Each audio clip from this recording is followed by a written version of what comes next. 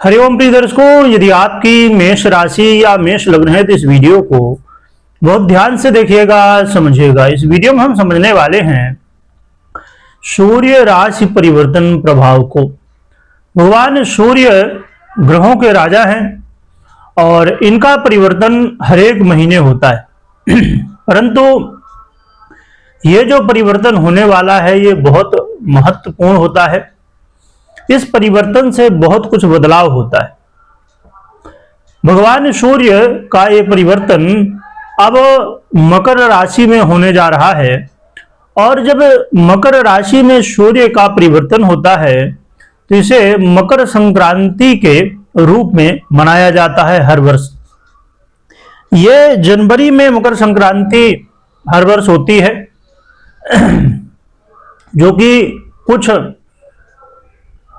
समय के अनुसार कई बार थोड़ा बहुत आगे पीछे तारीख के हिसाब से आगे पीछे हो जाता है, परंतु यह निश्चित होता है कि जब भी भगवान सूर्य मकर राशि में प्रवेश करते हैं तो उसे मकर संक्रांति, हर एक राशि में जब प्रवेश होता है तो सूर्य संक्रांति होती है, अलग अलग संक्रांति। परंतु मकर संक्रांति और कर्क संक्रांति का बहुत बड़ा महत्व होता है। मकर संक्रांति जब से होती है तो इसे कहा जाता है कि भगवान सूर्य अब उत्तरायण हो रहे हैं और इसे उत्तरायण भी कहा जाता है। और इस दिन से, मकर संक्रांति के दिन से सभी शुभ कार्य प्रारंभ हो जाते हैं और मकर संक्रांति और भगवान सूर्य का उत्तरायण काल देवताओं का दिन माना जाता है और इसीलिए दक्षिणायन में सभी शुभ कार्य बंद रहते हैं। और आपने भी सुना होगा कि जब भीष्म जी ने अपने प्राण त्यागे थे तो इसी उत्तरायण की प्रतीक्षा कर रहे थे। तो ये जुबाड़ों की सैया थी उस पर, तो उत्तरायण का बड़ा ही महत्व है और इससे सभी शुभ कार्य प्रारंभ हो जाते हैं। तो ऐसे भूर भास्कर का अब क्या प्रभाव मेष राशि वालों के लिए होगा ये समझेंगे और ये लगभग 1 महीने तक अब आगे गोचर करेंगे। तो ये आपके पंचमेश भी बनते हैं, बहुत ही शुभ ग्रह हैं आपके लिए माने जाते हैं सूर्य, और अब आपके 10वें भाव में गोचर करेंगे मकर राशि पर।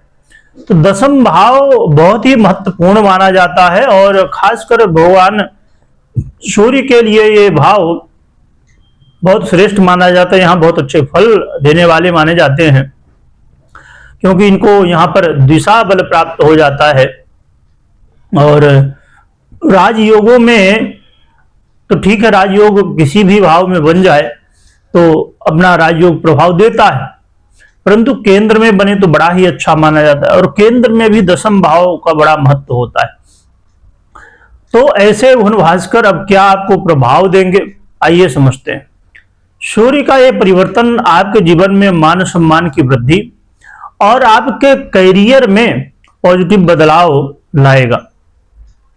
हो सकता है कि आप जॉब के लिए, नौकरी के लिए परेशान थे 2025 में, परंतु 2026 में ये सूर्य का गोचर काल आपके करियर में अब जो समस्या चल रही थी उसे सुलझाएं और नौकरी की प्राप्ति भी हो जाए जिन्हें प्राप्ति नहीं हो रही थी, या कोई ना कोई आप देखेंगे कि आपके कामकाज में पॉजिटिव बदलाव देखने को मिलने वाला है।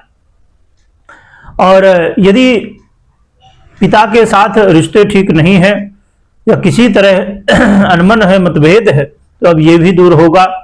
और जो माता पिता हैं और संतान के प्रति चिंता थी तो ये चिंता भी अब दूर होने वाली है। इसलिए ये भुवन भास्कर का परिवर्तन बड़ा महत्वपूर्ण है। और साथ में देखा जाए तो आपके जीवन में अब सुखों की प्राप्ति होगी, ऐसी स्थितियां बनने वाली हैं जिससे आपके जीवन में जो आप प्राप्त करना चाहते थे वो चीजें प्राप्त होना शुरू हो जाएंगे। ये भी बहुत अच्छी बात है। और इस परिवर्तन से जो लोग राजनीति से जुड़े हुए हैं या और भी ऐसा कोई काम करते हैं जो लीडरशिप का काम हो, पब्लिक से जुड़ा हुआ काम हो, जहां ज्यादा लोगों को मैनेज करना हो, ऐसे काम करते हैं तो भी आपके लिए ये समय अच्छा कहा जाएगा, आपको सफलताओं को देने वाला कहा जाएगा। और साथ में ये पंचम भाव बड़ा महत्वपूर्ण होता है उन लोगों के लिए जो कि इन्वेस्टमेंट करते हैं। तो यदि आप इन्वेस्टमेंट से संबंध रखते हैं तो आपके लिए ये बड़ा अच्छा होगा। और ये समय विद्यार्थियों के लिए, स्टूडेंट के लिए भी बहुत ही अच्छा है, पढ़ाई में मन लगना। और यदि आप किसी भी खेल कूद या किसी भी तरह के कार्यक्रम में भाग ले रहे हैं तो यहाँ पर आपको सफलता, मान सम्मान की प्राप्ति भी देखने को मिलेगी। तो ये बड़ा ही महत्वपूर्ण और अच्छा गोचर काल है। क्या उपाय कर सकते हैं जिससे और भी श्रेष्ठ आपको फल मिले? तो पहली बात तो ये कि आपकी पर्सनल कुंडली में कैसे सूर्य है ये जरूर चेक करिए। यदि अच्छी स्थिति में है तो बहुत ही बढ़िया है। और हमेशा पर्सनल कुंडली विश्लेषण के बाद ही निर्णय लेना चाहिए। उपाय के रूप में देखा जाए तो आप नित्य भगवान सूर्य को अर्घ्य दीजिए और जितना जल्दी हो सके तो प्रातः काल में उठिए। कोशिश करिए कि यदि दिन में सूर्योदय से लेकर सूर्य अस्त के बीच में निद्रा यदि ना ले तो बहुत ही अच्छा है। प्रातः काल उठने की कोशिश करें जितना जल्दी संभव हो और अर्घ्य दीजिए। सूर्य आराधना से जीवन में बहुत कल्याण होता है। और भगवान सूर्य के मंत्रों का जप कर सकते हो। ओम घृणी सूर्याय नमः रुद्राक्ष के माला में किया जाए तो बहुत ही बढ़िया होता है। और एक मुखी रुद्राक्ष भी यदि आप चाहें तो बहुत ही सरल है, तो आप धारण कर सकते हैं, तो इससे भी लाभ देखने को मिलता है। और माता पिता का सम्मान करें, आशीर्वाद लीजिए जिससे आपके जीवन में और भी उन्नति प्रगति हो, भगवान सूर्य के अच्छे प्रभाव देखने को मिले। कमेंट में जय सूर्य देव लिखिएगा, लिखने के साथ स्मरण करिएगा। वीडियो देखने के लिए बहुत बहुत धन्यवाद।